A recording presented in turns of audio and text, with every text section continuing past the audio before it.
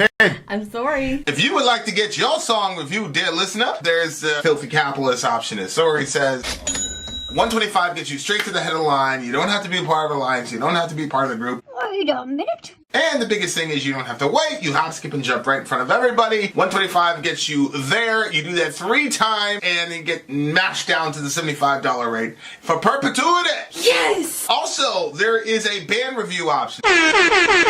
So if you've got a band and you're trying to get your band some exposure, hit me up at insori@gmail.com, and I'll show you the details about how to pull that off. You can also jump on Patreon, and there is a option on the tiers to be able to get your band reviewed. Yep. Obviously, we can't lie to you, so we can't guarantee a positive review. Get what you get. It's just rubbish. Rubbish. Rubbish. That's British for garbage. My favorite is the community option. $1 at the gate gets you in a Patreon. You get to join an alliance. The alliance joins their points together, and that helps determine what songs that we do. The alliances hang out on Discord. Message me on Patreon to get the link. And they do all kinds of other cool things. They do Minecraft, Dungeons and Dragons. Yeah. It's really a community within the community. Anybody can go on the Village, Facebook.com/Vin and Sori. There's 160,000+ people on the channel. What's cool about the Discord is that it offers a real opportunity for community connection, friendship, that type of thing. And it's on Discord, so if you're not a Facebook person, it's for you. You start off at $1. Right. Plus you get exclusives. Sori and I are working on a song. So the first 15 seconds of that was on Patreon. Also, at $15 tier and above, when we actually debut the video, they're going to be there live with us. There you are, dear listener. Buy our merch. Buy our merch indeed. Yes. So we are at the very last song of our Wackator DJ stream. And this one is King Diamond, The Trial. And let's go.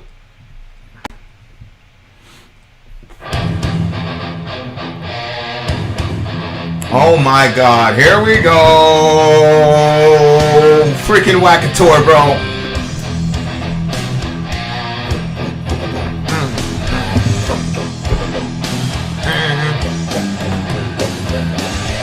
Jeune du basson, you stand accused before the burning court for practicing witchcraft. Do you confess? We have ways to make you talk. How do you plead? I've never done any harm to anyone. I don't believe this. Lead the witch to the dungeon.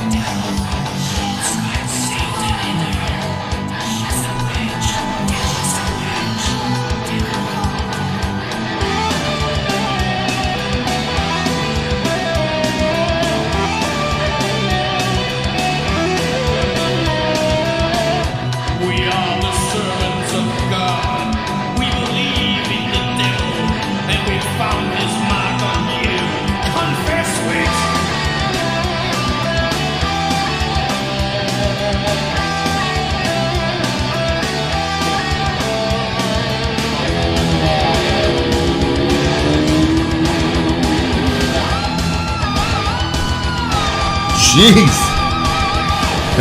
Somebody's got to teach me how to make the guitar scream.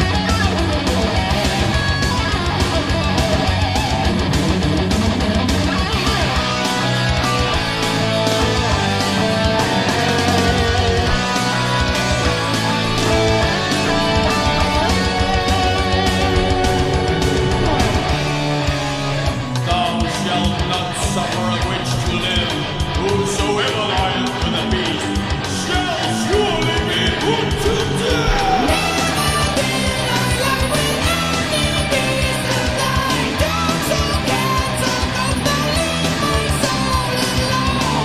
He that sacrifices unto any god, save the Lord only, he shall be utterly destroyed.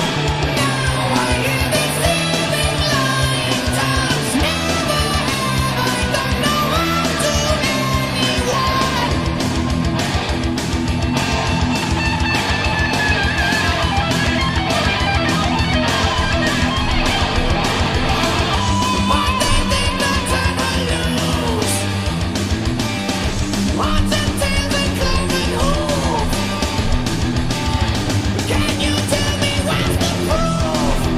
What's the proof?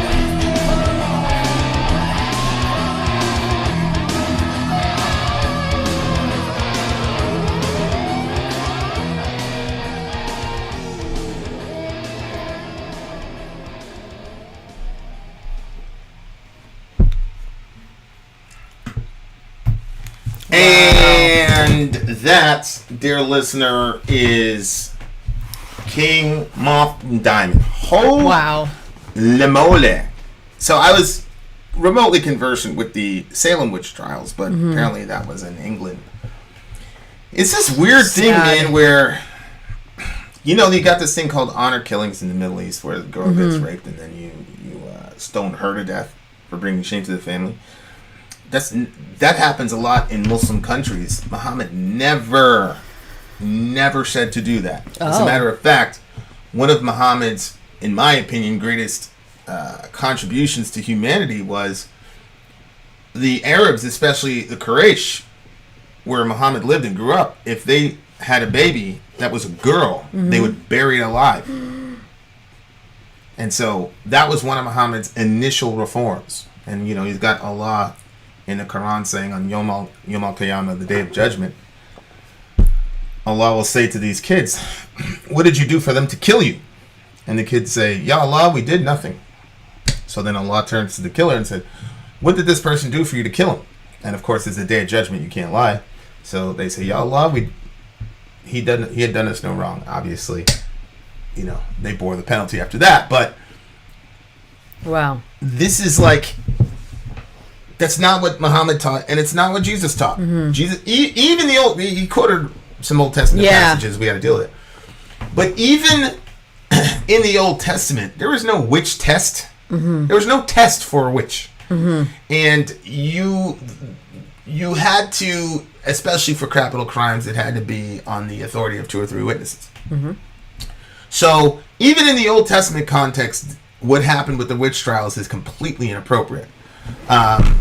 Yeah. And she's saying, I never harmed anyone, I don't believe this. I mean, God, man. It was awful. And it was, what really made me sick was when they led her to the dungeon for the test, bring out the glowing pins, and then he says, this is rotten to the core. She was laying naked on the floor in the dungeon. They want more. And then he starts saying, oh, you feel so good. He's touching her body. Yeah. And it's so frustrating because it's like, here she is in this situation where they're accusing her of evil, but he's taking advantage of her situation and he's being evil. And then they're going to put pins in her body. They're being evil. But they were saying all the while she was. And it just kind of reminded me of like, Just come this way. it just kind of reminded me of, turn that one off. Yeah, just turn it off. Reminded me of like churches and how, women are treated a lot of times in churches and it's like a witch hunt the way that they are with them. And then,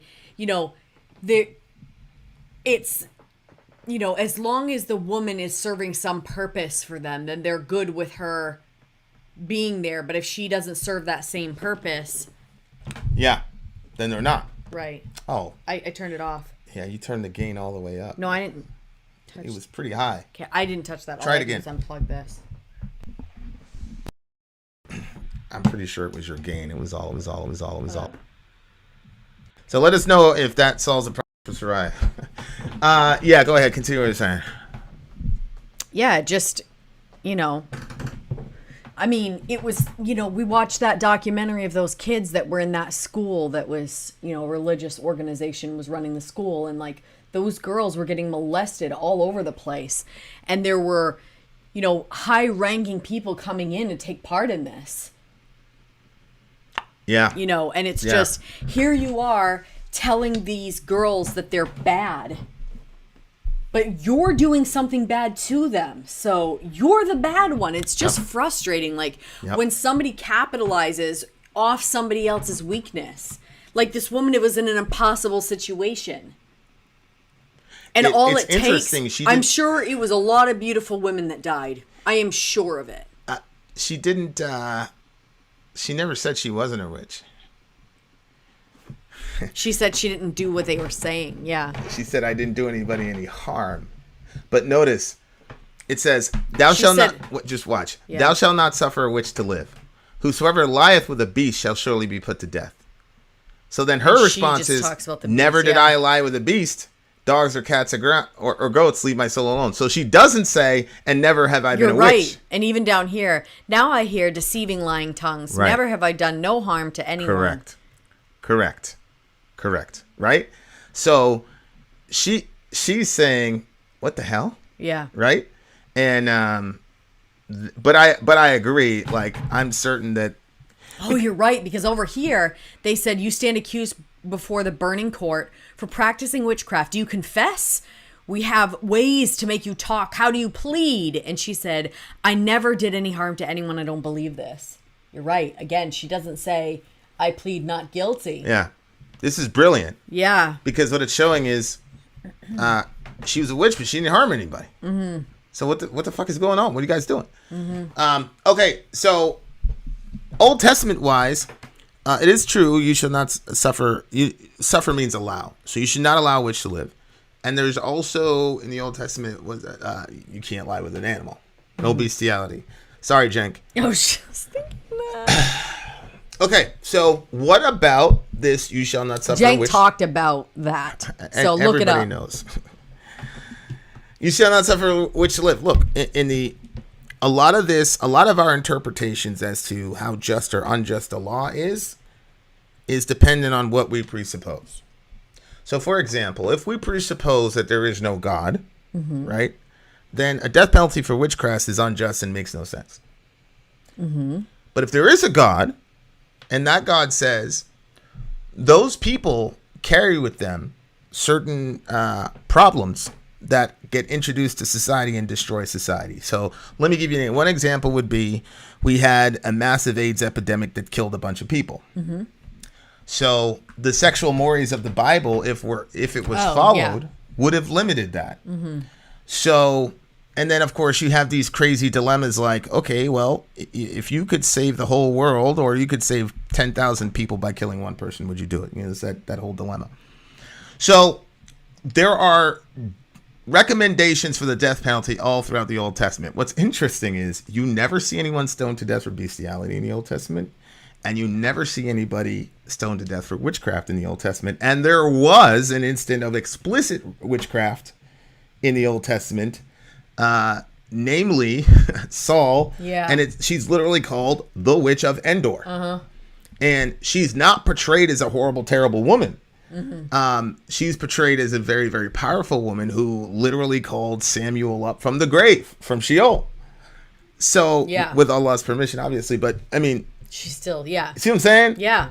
So, the Witch of Endor gets treated pretty nicely in Scripture. Yeah, that's true. Look, God puts parameters, right? Like, if I tell my kids, if you run out into the street, you're going to die. Yeah.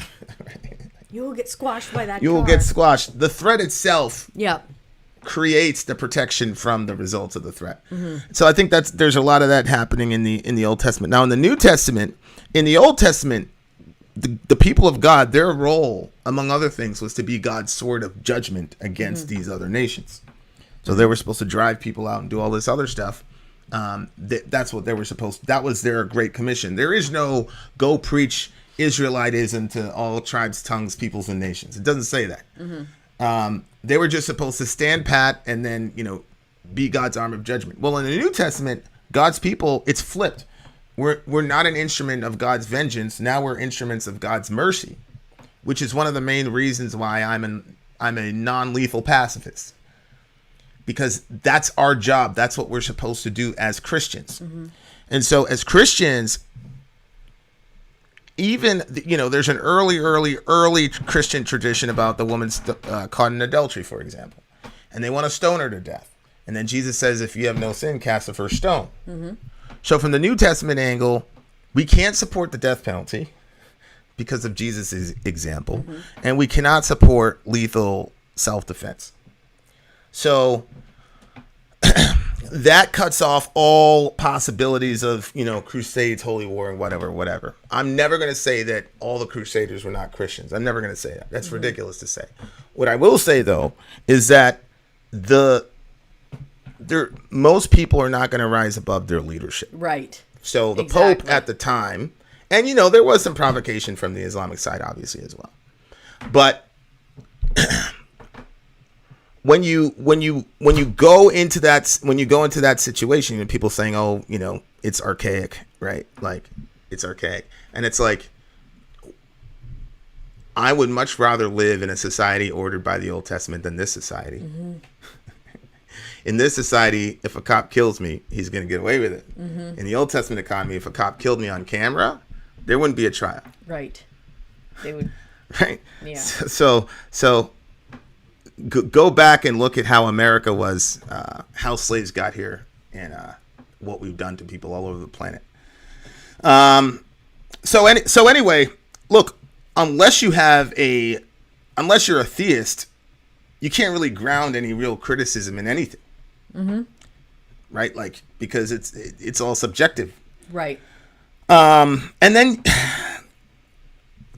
that's one of the strange things. Like, when I see you and you went through your own little witch trial and no girl stood up and defended you, like, I don't know what it is with women. Why don't they stand up for each other and support each other? Like, I'm going to have to do some research, but to this moment, I haven't heard much in the way of, like, women being against that bullshit. And so, like, I'm literally asking you, like, what do you, why does that happen? Why aren't women more supportive, especially, in these really difficult situations? I really don't know. The only thing that I can think of is that there's so much competition for women amongst women that, and what we are, so for instance, like, okay, I don't know, because I've been watching Kevin Samuels, and maybe my view is a little off now. But prior to that, I would have said that women are more likely to settle for, a guy that maybe doesn't look as good or doesn't, you know what I mean? Like, settle for lower than, because a lot of time, from what I've seen, of course, again, this is the circles that I've been in, men generally have a wife that's more beautiful than he is attractive. And so there's a lot more pressure on women for appearances and what you look like and what you bring to the table and what you offer than it is for men, from my perspective.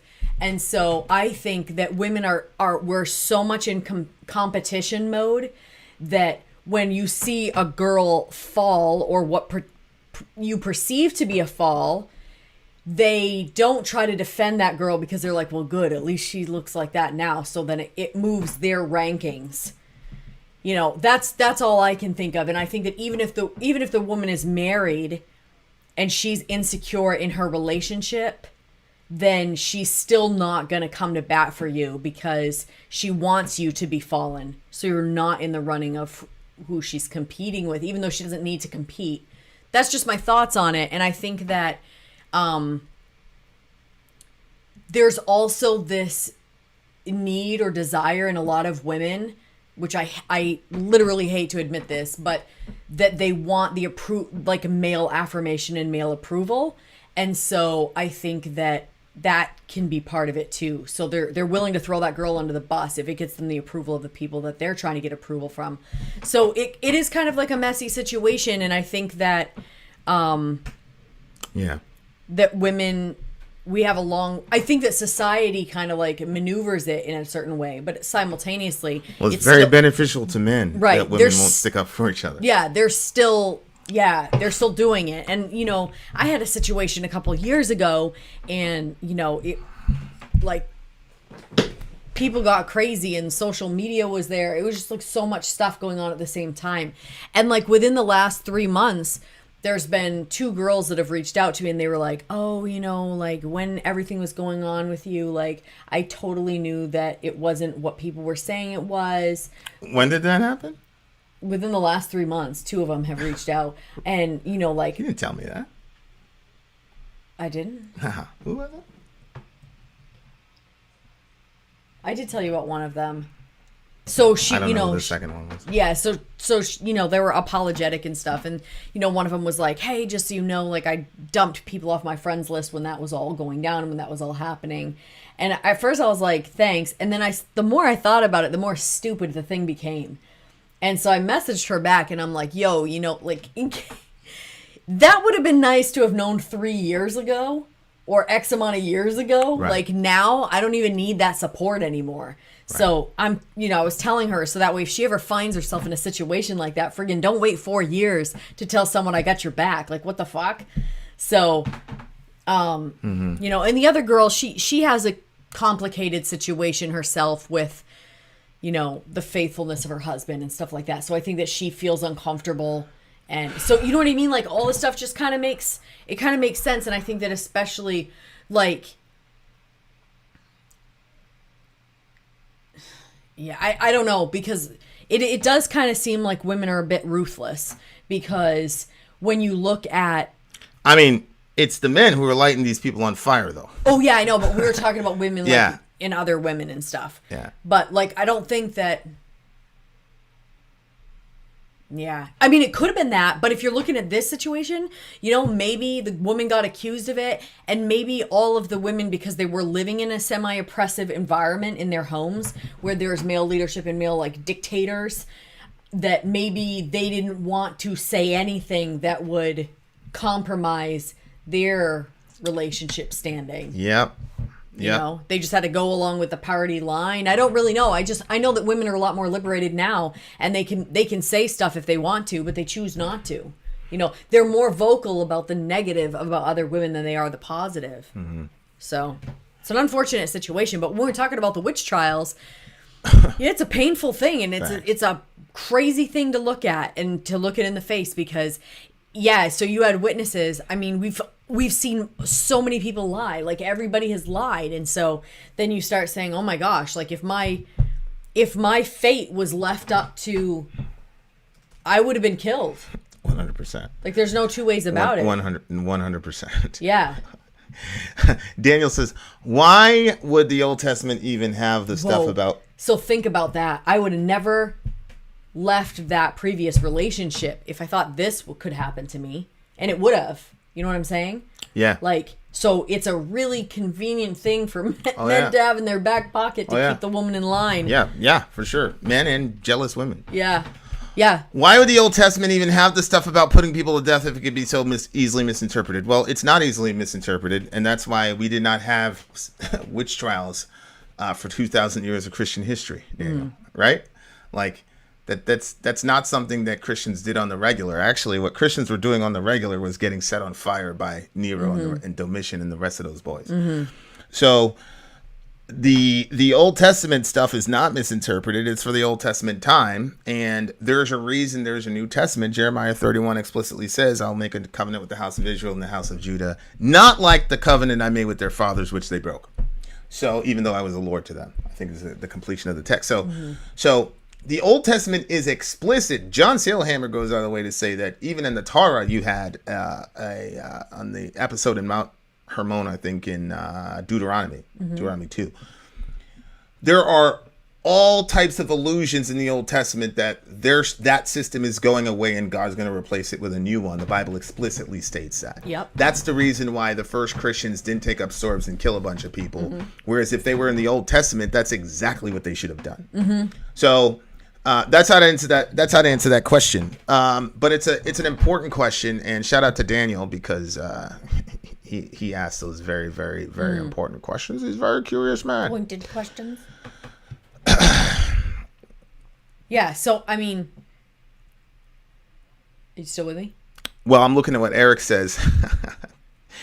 It was also easy to call someone a witch if you wanted their property, revenge, or just plain hated someone. Yeah. Like this shit is it's just absolutely insane. I cannot, for real, cannot believe. And you know, Christians, when they hear about the witch trial, we always say like, oh, those people weren't Christians. Ridiculous. You cannot say those people are Christians. You know, that's interesting because for Christians to say, oh, they weren't Christians instead of what it kind of makes you wonder what their doctrine is. Do they believe that you're saved by grace or do they believe you're saved by works? I think they believe that that's too different somehow that Christianity would be proven wrong if Christians did horrible things in the name of Christ. I think there's that kind of panic. They're like, this is going to undo the entire religion. But it doesn't if you are teaching it properly and you're talking about the sinful nature. Correct. But again, that's why I'm saying, is it works? No, what I'm saying is I don't think that they had that kind of sophistication of theology. Yeah.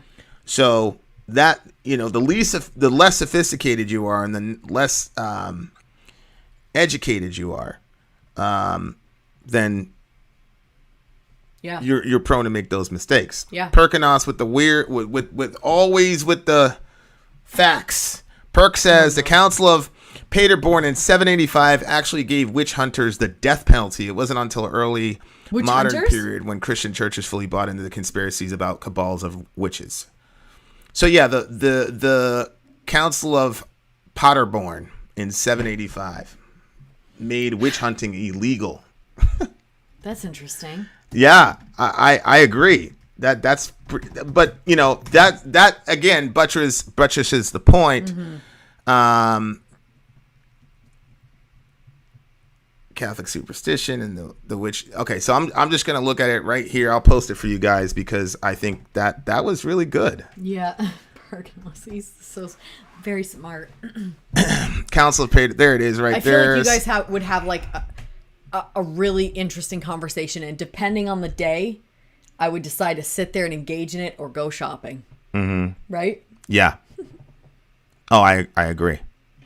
The Council of Paderborn 785 was an important piece of Christianization of the Saxons and aided in the establishment of a short-lived peace by force between Saxons and Franks. It resolved to make punishable by law all sorts of idolatry, the belief in the existence of witchcraft, causing death of others through witch hunting, and more. So, yeah, we took care of business. So that's not something that was happening all through church history. Yeah. Right. Winston Smith says Christian witch trials occur every week. With their own congregation who isn't living up to my standards. Sister Jones cheated on her taxes. Burn her, sinner. No, Winston. I've been very critical of church, but that characterization just doesn't fly. Because when modern people say witch hunt, they're talking metaphorically. Trust me, you'd much rather be a target of a metaphorical witch hunt than an actual one. Secondly, it's not a witch hunt to tell somebody that they're sinning. Right. Right? People just don't want to hear that anything they do is bad. And so they turn it on Christian. Oh, you're judging me, blah, blah, blah, blah, blah. True. But if I were to say, I think you're a good person, you wouldn't say, stop judging me. But if I say you're a good person, I'm judging your character. I'm just judging it positively. So I just think we got to, look at things from a multitude of angles. Definitely the witch trials were horrible. And I believe a lot of those folks are currently under the wrath of God. That went after them and lied? Yeah. I believe, but I'm not, but I think a lot of them were actual genuine Christians. I really, really believe that. So it's really one of those things. I heard about it in school, actually. And I said, this is ridiculous. So I went to my mom. I'm like, Mom, you would not believe the bullshit these people told me. She said, what happened to you, Vincent? I said, they said that we were going around burning. There's no Google at the time. They said that Christians were going around burning people and shit, blah, blah, blah. And she got really quiet. She got very quiet. She said, let me make you an egg. And she sat me down and explained that that shit happens. That actually did happen. I was blown away. I was blown away. Pretty sure that when I heard about it, I wasn't overly concerned because there was that verse that people would always talk about, flee from all appearances of evil. Mm-hmm. And so I think that we probably would have just said, well, that's why. That it was a misuse of that verse. I know that now. Right. But I think we would have just said, well, I mean, you can't go mixing potions in a world where you could be accused of being a witch. You know what I'm saying? Yeah, but a lot of the shit those people were doing was no, I know that. I didn't look into it. A lot of these witches a lot of it was just I know. pharmakia, basically. And the propensity it's using herbs for and it's crazy how much that's still hanging around. Like if you talk about herbs and stuff like that for healing, like a lot of Christians get very uncomfortable. Carry on. Yeah, I'm not sure that the witch hunters were actual Christians, but they believed that they were. Yeah. Yeah, I mean, obviously, if those people were following the Sermon on the Mount, then that wouldn't be an issue. But the entire premise of Christianity is that people are inherently sinful. So that actually confirms the truth of the Christian message. Mm-hmm. Exactly. It doesn't. But you've got to understand theology in order to speak intelligently to these things and not be afraid of them. Most people aren't being taught any rigorous theology, so when somebody comes with that problem, instead of dealing with it head on, they go, oh, none of those people were Christians. And they think that relieves the pressure. Yeah. But it doesn't. It really, really doesn't. Exactly. The only country where witchcraft is legally punishable by death is Saudi Arabia. Well, ISIS also, when they stood up their failed state, they gave you the immediate death penalty for being. Yeah, oh yeah, they were, and these guys were running entrapment schemes and all that shit. Wow. Yeah, they entrapped dudes and then they brought them up on a building and threw them over the building. Jeez, Yeah. Ooh. Well, that's what Muhammad said in the Hadith. Was stone them with stones or throw them from a high place. Oh my God. It's fucked up, man. Yeah. So, look, I think obviously people go, see, look at religion. I say it all the time. The wars, World War I, World War II, which devastated hundreds of millions of people, was not a religious war, right? This is a human issue. And it is, I'm sure some warlocks were burned at the stake, but it appears the vast majority of those people were women. And I just think, I'm getting really meta here. I just think that there are a lot of weak men who are terrified of female power. And I think the concept of witchcraft puts the woman in some sort of powerful position because she's got tools that everybody else isn't privy to. Yep. And so I'm speculating here, but I've seen, especially with religious people, especially in the Northeast, you'll have women pastors in the South. Oh, okay. It's just a normal occurrence. In the Northeast, man, holy shit, it's the same kind of guy, and those people are massively terrified of female power. I mean, I talked to so many. There's so much fear. Even the idea of a woman speaking in the church was terrifying to these people. So that's crazy. That's the situation, and it's absolutely crazy. What do you give this song? I gave it a 10. I'm gonna give this song for a 10 as well. Excellent song. There you are, dear listener. Vin out. Sori out. Gone. Holy moly. We have reached the end, my friend. 4 hours long, guys. Thank you guys for staying with us. Staying with it. Only 2 down thumbs. That was Ben Webb and Lilo. Shout out to Ben Webb. Here's what Wackator. Prior to tonight, I always said I hate Prague. Mr. Wackator, because of your ridiculous picks tonight, I'm going to have to say that as a subgenre, black metal is still my favorite genre. But after this one, I gotta say that because of this stream, I'm not gonna say I'm a prog head or anything like that, but I have hella respect for prog now, and it's something that I'm gonna actually pursue a lot more and listen to a lot more. It's funny because there's this like 13-minute Diablo Viscara song that I love from start to finish, so I gotta figure that shit out. Shout out to Danny Trujillo, who loves him some black metal for sure. Yeah, Wackator. That was the situation, bro. Like, prior to that, forget it. As Middle Earth says, another great DJ stream. Also, Wackator, thank you so much, bro, for being patient, letting us do the bonus song. You're ridiculous. Guys, thank you guys so much. I saw Nabla Viscaris live, too. It was, like, right there. Yeah, they were very good. Yeah, Perk says, I love when some Christians completely ignore that Paul mentions women prophesying in the church, implying they played an active role in the church, and of course, women like Junie and Phoebe. Correct. Correct. Exactly. Was it Phoebe who was called a diakonos? She's called a deacon. Yeah. Yeah, I showed it to Hal. He was like, no. Oh, no. Okay, guys. Thank you guys so much. You guys endured. I appreciate you. Good music, good friends. Again, rest in peace to the big homie Joey Jordanson. Thanks for hanging out. Much love to the homie. Much love to Slipknot. Love you, Sean. You're gonna be good, bro. No sweat. Don't worry about it. No worry about it, bro. You're gonna be more than good. Don't sweat it. Much love to everybody else. It is now 2:30. We've got to go. Vin out. Sori out. Gone.